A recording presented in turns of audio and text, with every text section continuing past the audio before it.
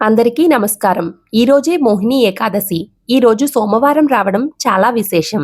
వైశాఖ మాసంలోని శుక్లపక్షంలో వచ్చే ఏకాదశిని మోహిని ఏకాదశి అంటారు.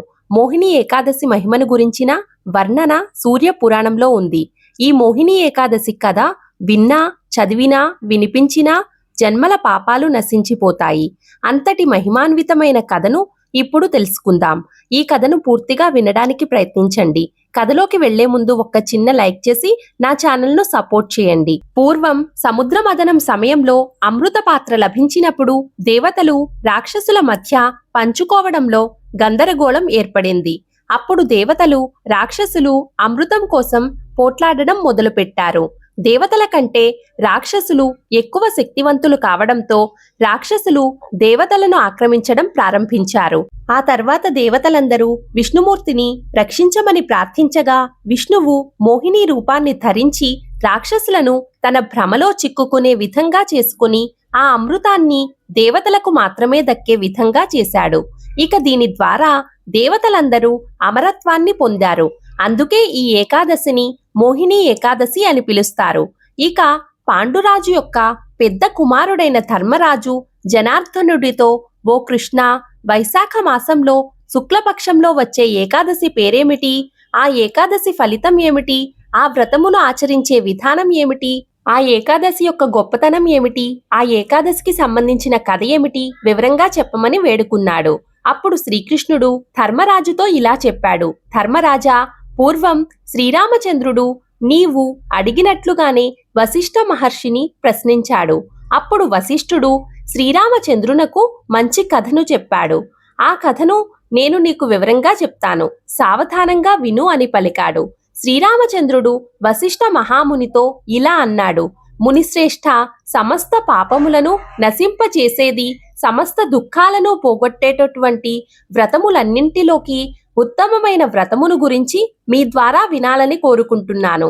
సీతా వియోగము వల్ల నేను అనేక దుఃఖాలను అనుభవించాను కదా, అందువలన నేను చాలా భయపడుతున్నాను. అందుకని మిమ్మల్ని ఈ విధంగా అడిగాను అని శ్రీరామచంద్రుడు వశిష్ఠ మహామునిని ప్రార్థించాడు. అప్పుడు వశిష్ఠ మహర్షి, రామచంద్ర, నీవు చాలా మంచి ప్రశ్న వేశావు. ధర్మస్వరూపుడైన నీవు ఇటువంటి ప్రశ్న వేయడం తగినది. అందువల్లనే నీ నామము తలిచినంత మాత్రమునే మానవుడు పవిత్రుడవుతాడు.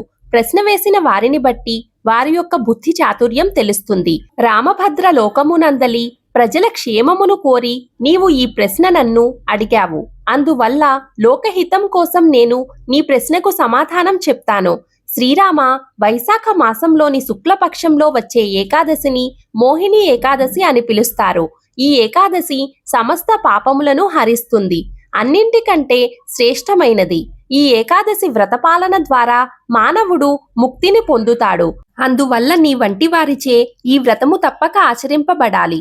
సమస్త పాతకములను, సమస్త దుఃఖములను ఈ ఏకాదశి వ్రతం నివారిస్తుంది, పుణ్యమును ప్రసాదిస్తుంది.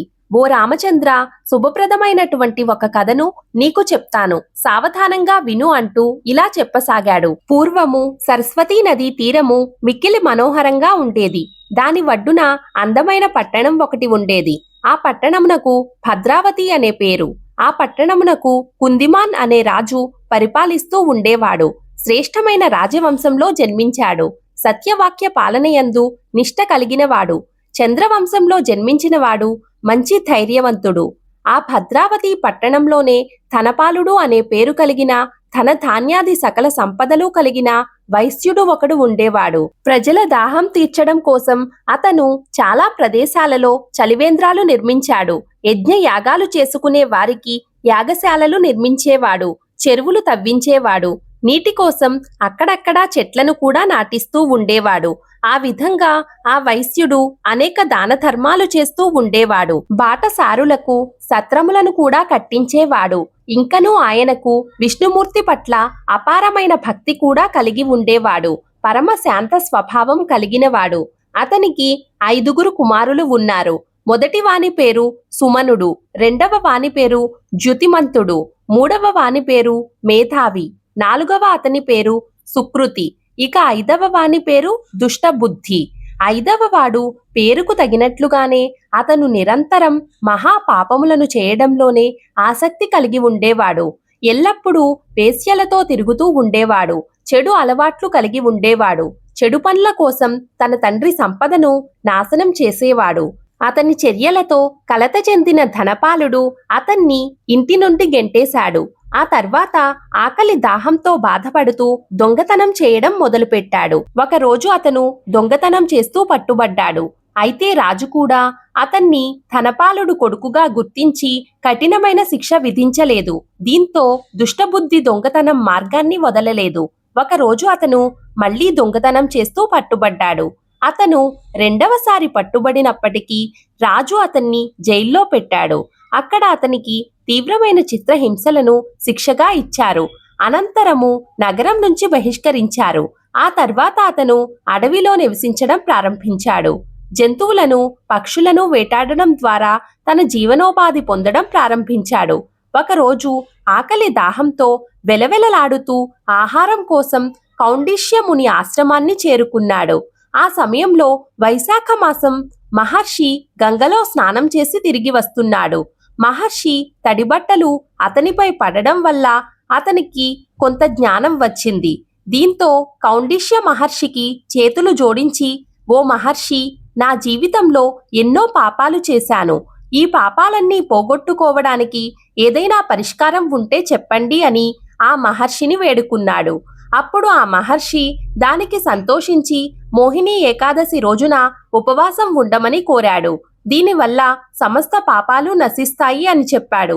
ఆ తరువాత నియమనిష్టల ప్రకారము అతను ఉపవాసము ఆచరించి ఈ వ్రత ప్రభావం వల్ల పాపాలన్నింటినీ కూడా నశింపచేసుకుని మరణానంతరం గరుడినిపై కూర్చొని విష్ణులోకానికి వెళ్ళాడు. ఈ వ్రతం పాటించడం వలన రుణానుబంధం ముగుస్తుంది. ఇంతకంటే మంచి ఉపవాసం లేదు. ఈ కథ చెప్పడం, వినడం వల్ల 1000 గోవులను దానం చేసిన సమానమైన పుణ్యఫలం లభిస్తుంది. ఈ సంవత్సరం మోహిని ఏకాదశి ఏప్రిల్ 27 సోమవారం రోజు వచ్చింది.